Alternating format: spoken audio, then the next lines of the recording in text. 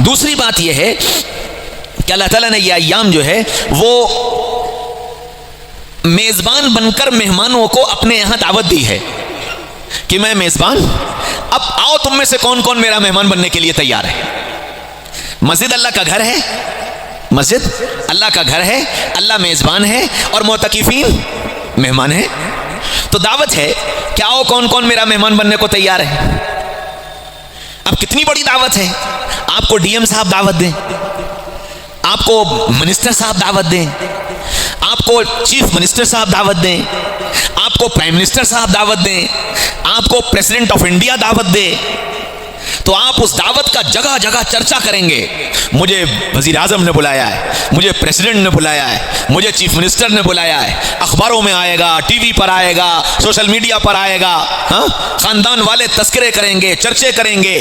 لیکن یہ بھول گئے کہ شاہان شاہ بلا رہا ہے، رب العالمین بلا رہا ہے کہ آؤ میں تمہیں مہمان بنانے کی دعوت دیتا ہوں، میں تم کو بلاتا ہوں، آؤ تم میرے مہمان ہو. کتنی بڑی دعوت ہے یہ. تو اس دعوت کو قبول کرنا چاہیے.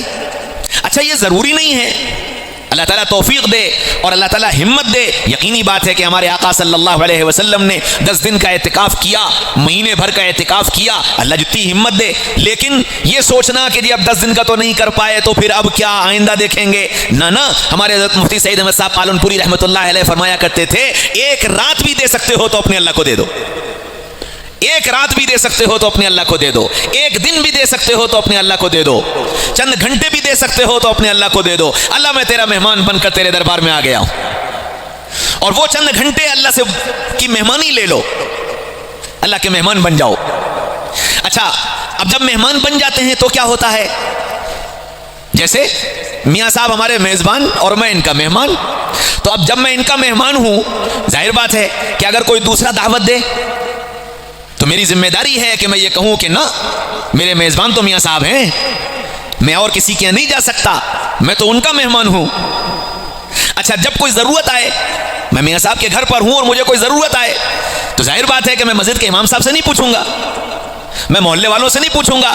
مجھے پانی کی ضرورت ہے تو میاں صاحب سے کہوں گا، مجھے چائے کی ضرورت ہے تو میاں صاحب سے کہوں گا، مجھے لیٹنا ہے تو میاں صاحب سے کہوں گا، مجھے واش روم کی ضرورت ہے تو میاں صاحب سے کہوں گا. کیوں؟ یہ میزبان ہے اور میں مہمان ہوں.